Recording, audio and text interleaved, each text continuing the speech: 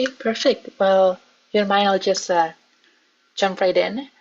Yeah. My first question is, how did you initially come into contact with Theatre Without Borders, and how was the idea for a partnership with the organization arrived at?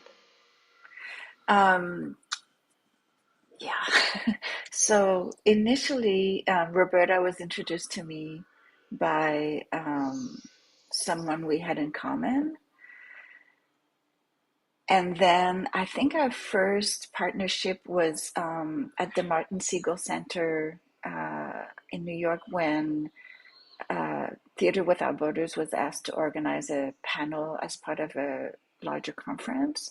And Roberta brought together me and Elizabeth Dow to moderate the panel, which was about theater and climate change. And then our most long-lasting collaboration was around climate change theater action, which that came in 2015 when four of us, including Roberta, decided to start something called, yeah, I just said Climate Change Theater Action, which is a festival, an international festival of short plays about the climate crisis, where we commissioned 50 playwrights from around the world to write short plays about climate issues, and then we made these plays available to anyone interested in organizing an event in their community. So this was in 2015, and it was right before the Paris Climate Conference.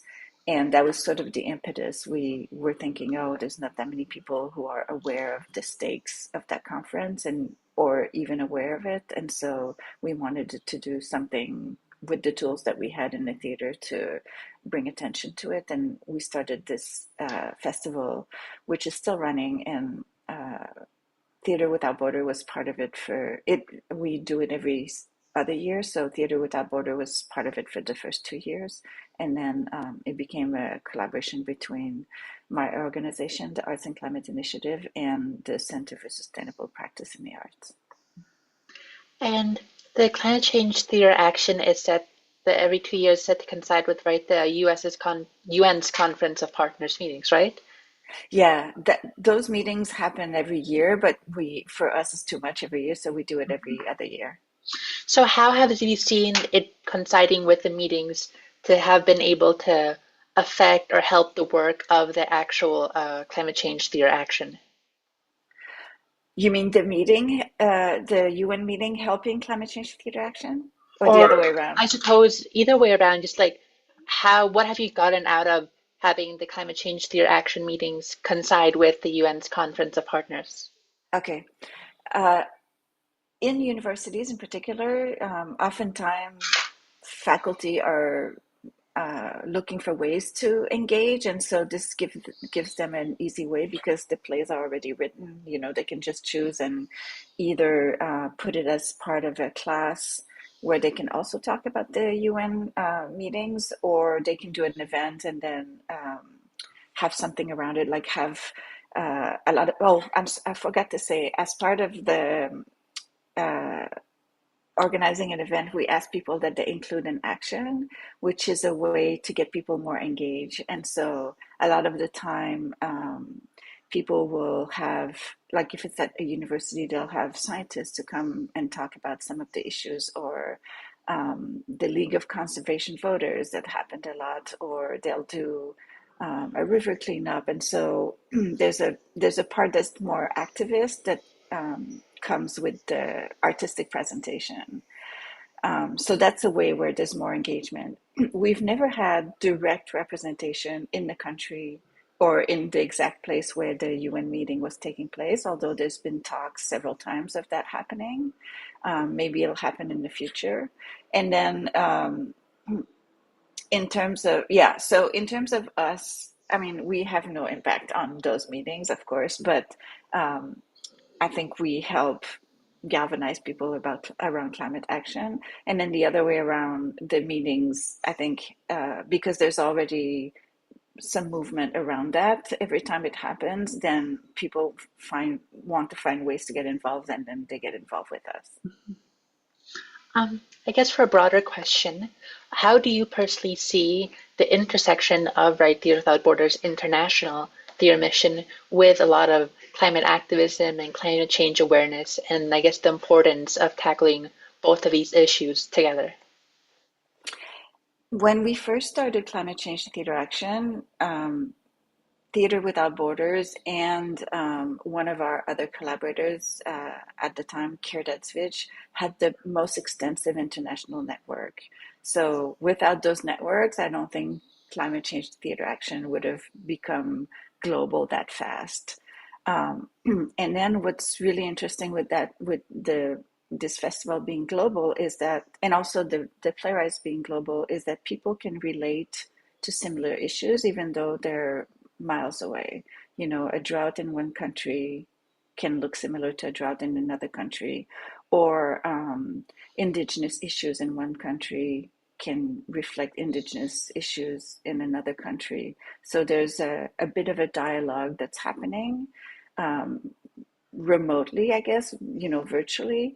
But it's also, I've heard of instances where it became a lot more tangible. Like, I'm thinking of an example where a faculty at a university in New Zealand took her students to Chile, and as a way to get to know each other, they performed, when the students arrived, they performed a play by a New Zealand indigenous artist who we had commissioned.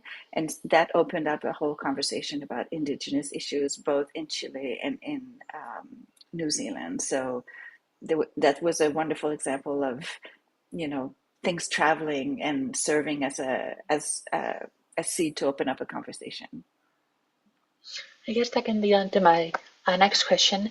If you had any specifically impactful for yourself examples or just ways that you've seen the work of climate change theater action and write the 5 minute plays and how they've impacted and influenced specific communities that have put them on. Yeah, at the end of every festival, we ask people for feedback. And you know, it's minimal feedback, but sometimes we hear about really wonderful things. One of the biggest impact maybe was that I know of was a small community. Somebody I know organized a CCTA, which is the shortened way of referring to climate change theater action, a CCTA event in California. And it was such a small town that the mayor attended and even participated, like read in one of the plays. And as a result of that, there was a climate committee that was formed at the city level. Yeah. So that was, you know, that was a intense one.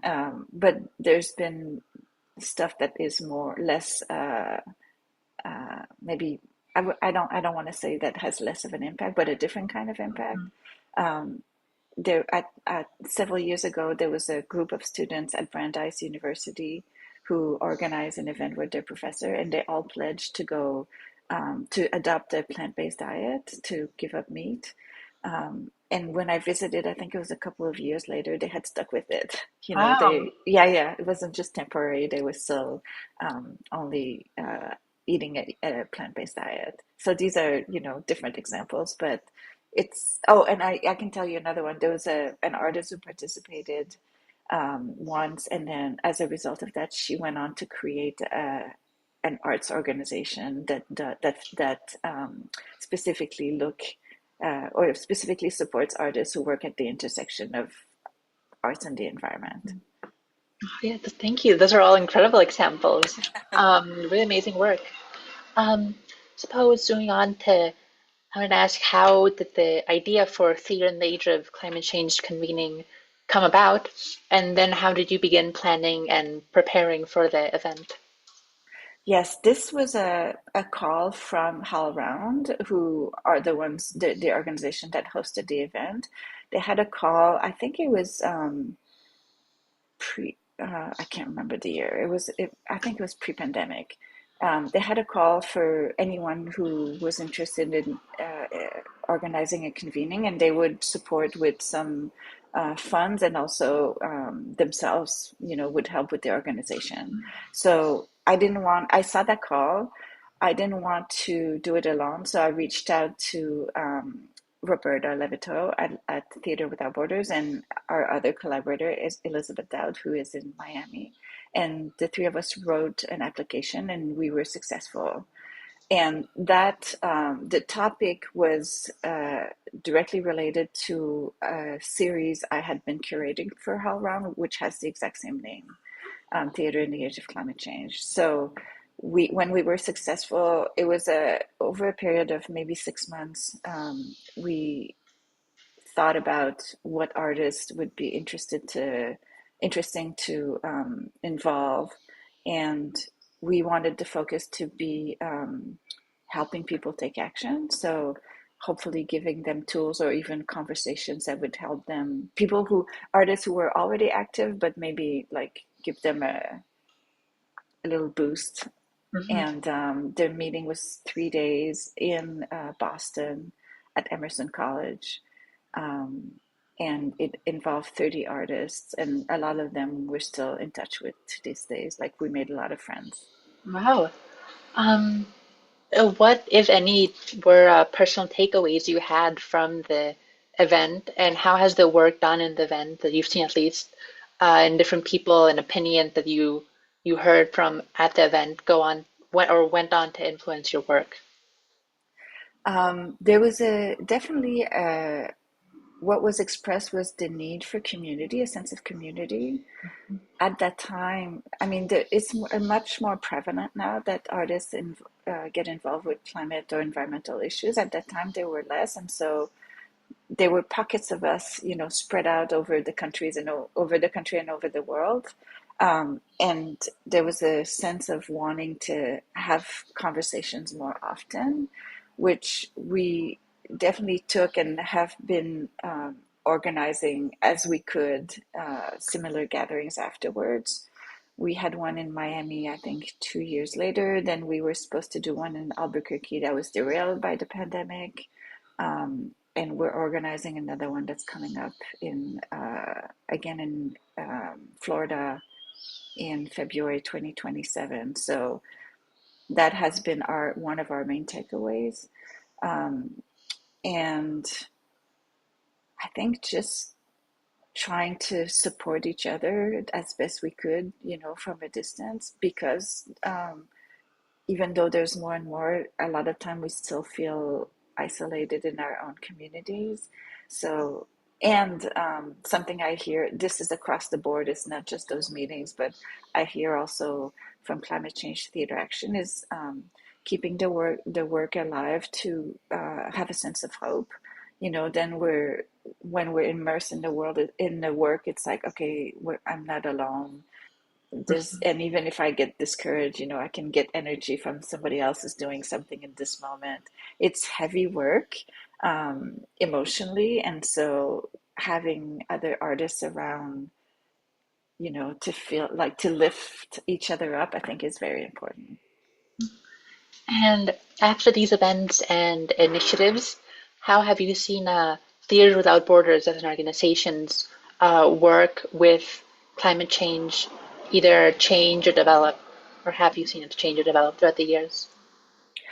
It definitely, I think, took a turn more towards climate work, even though there were other people in the organization associated with Theater Without Borders that were doing specific work, like helping artists at risk um, get visas and get out of their country. But I think the core of Theater Without Borders shifted at some point and got more focused on climate issues. Hmm. And out of your personal collaborations and projects with Theaters Without Borders, has there been any one that has stood out as the most impactful or important, either in general or for you personally? Um, I mean, they've all been pretty impactful. Like I mentioned, with Climate Change Theater Action, I don't think we would have gone global without Theater Without Borders because um, it had the most global network, certainly much more extensive than I had. And then the convenings, even though yeah, I wouldn't have done then. It's too much work to do by myself. Hmm. Um, and it's more interesting to have different networks, come together than just one person's network. So I think the work has been stronger because of the collaboration. Hmm. And in today's world or going on in the future, how do you see the need for art or specifically theater that takes into account and talks about the issues of climate change to, I don't know, yeah, how do you see the need for this to, in, sorry, how do you see the need for this changing or developing? I think it's going to be increasingly needed to talk about these issues. There are some studies that show in the US, for example, that only, I think 60% of people, no, it's the other way around, 60% of people never or rarely talk about climate with their friends and family. So even though it's this big thing out there, it's, a lot of people have no way to process it, Hmm. maybe. So because theater brings people together, that's one way of talking about these issues, and it's also a way that is maybe somewhat safer because it's we don't approach it from a political point of view from the start, and it's not a scientific lecture. It's like a personal story about how things are affecting people, and so various emotional reactions are welcome, various points of view are welcome. It invites people to make their own opinion as opposed to be told this is what you should do, this is how you should act. So I think that's going to be increasingly needed, and more also we see theater artists as first responders. So there is an organization in Louisiana that has decided to open its doors for when there's a hurricane or when there's like a natural disaster event where people need a place to be, or maybe extreme heat. So we see artists responding in that way too, and of course those are going to be increasing in the future. So that's going to be even more needed. Oh, okay. I don't want to take up too much of your time, so those were all the questions I had. Before we wrap this up, I just want to ask if there's anything else you want to talk on or touch upon before we leave. Um, I don't think so. Okay, perfect. Well, thank you so much for your time. I really appreciate you being able to sit down for a bit and have this talk.